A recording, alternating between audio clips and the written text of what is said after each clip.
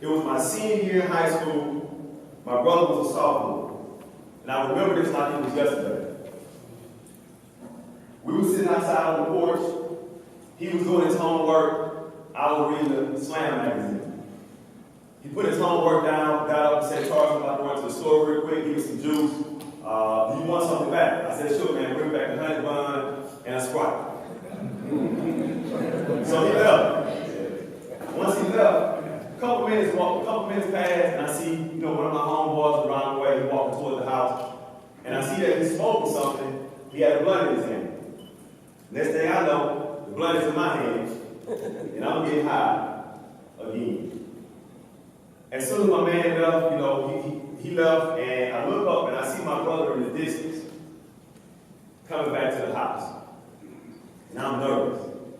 I'm nervous because I don't know how my brother is going to feel. In fact, I know how he's going to feel because, you see, before the basketball season this year, we made a decision. We said, I made a decision. I said, I'm not going to smoke this season. I'm not going to drink because it's my last season and I need to do everything that I can in order to have the best game because I'm trying to go D1 because we have a dream of going to the NBA. My brother come back. Now, I know he got to give me the honey bun and the Sprite. So he has to approach me. And as he approaches me, I'm kind of sitting down like this. I'm sitting down and I hold my hand up with my head down, hoping he don't smell nothing, hoping he don't notice anything going on. And so as I received it, and my brother turned around and walked away. And I'm thinking like, okay, he don't notice nothing. And then my brother turned back around. He came and stood over me. He had tears flowing out his eyes. And he said, Taurus, what's wrong with you, man?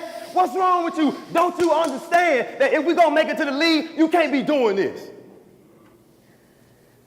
And then my brother started saying some stuff about me that I never knew that this was how he felt in his heart. He's standing over me like a coach, right? He's younger than me. He's 15 years old. I'm 17 years old. And he's standing over me like a coach. He said, listen, man, every time we in the game and you have your hand on the ball, I know some magic about to happen. You got the skill set. He said, listen, man, you got it, but you don't get it.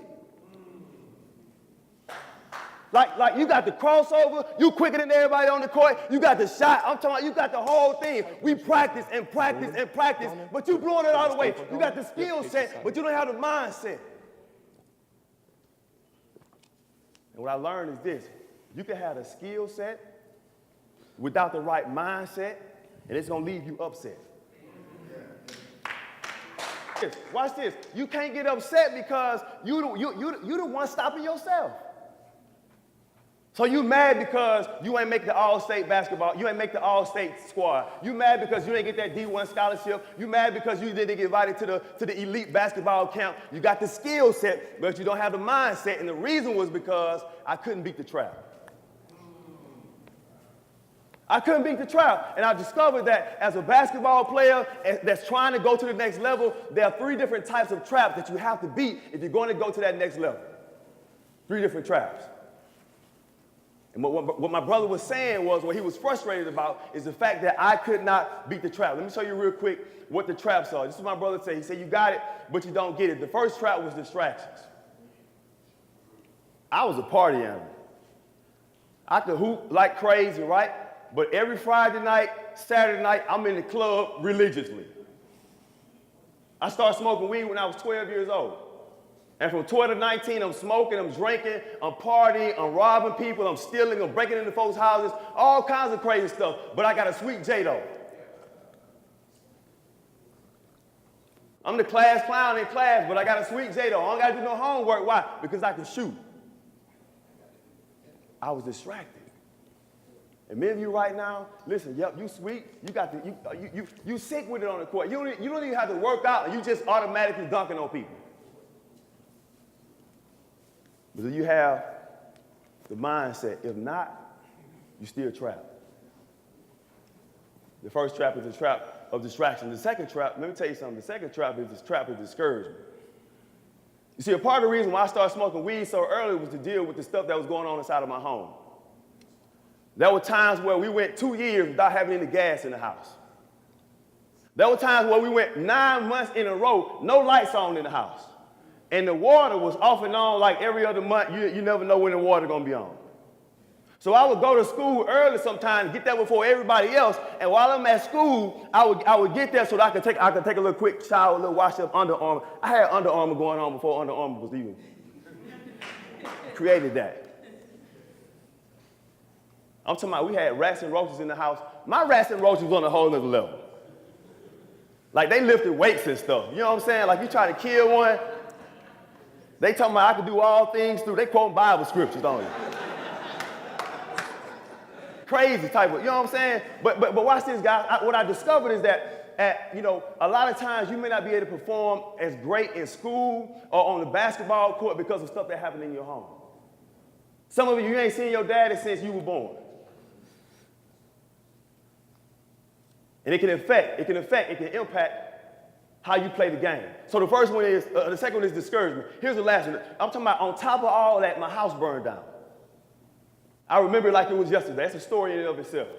My house burned down. We're homeless now, bouncing around one place to the next. But in between my house burning down and the stuff that's going on, we're homeless, but there was a family who let us come and live with them. And as a result now, I got put into a new environment, and that new environment helped me learn how to beat the trap. So watch this. When you discover how to beat the trap, stuff started changing in your life. And one of the things that changed was my mindset about education. I was accepted into Oakwood University with academic probation. Watch this. Academic probation, 1.9 GPA, graduated with 3.5. After I graduated, watch this. After I graduated from Oakwood, I ended up getting a scholarship, went to Andrews University, full ride, paid for a master's degree and so on and so forth. Man, look, I got a chance to travel around the world. I've been to Ethiopia, Africa twice, Zambia, Africa twice, India twice, building schools and churches and clinics, trying to help people understand how to beat the trap.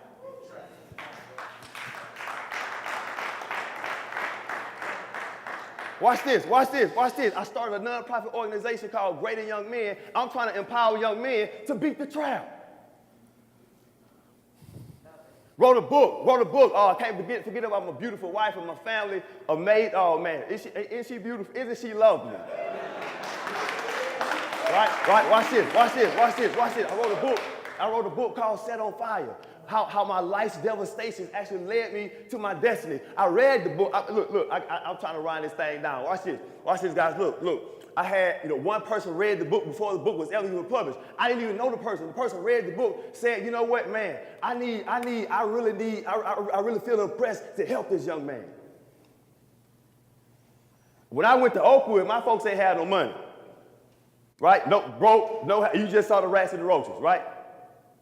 The dude read my book, heard my story, ended up dropping $180,000, paid off all my student loans, my wife's student loans, paid off my car note, paid off some credit card debt that I have. Listen, what I'm trying to tell you is that when you learn how to beat the trap, okay, you might be asking how to beat the trap. In the game of basketball, you need one thing. You don't need speed, you don't need a crossover. All you need is court vision. You need to be able to see stuff happening before it actually happens. And in life, all you need, watch this, in life, all you need is life vision. If you want to beat the trap, you got to have life vision. Allen Iverson had it. What do I mean? Allen Iverson grew up on Jordan Drive. He said Michael Jordan was his hero. And every single day he passed by Jordan Drive, he was reminded, that's what I'm chasing right there. So you gotta take a picture of where you want to be. Here's the second thing. I took a picture of my living conditions because I knew that one day I was gonna write a book. I knew it was gonna happen.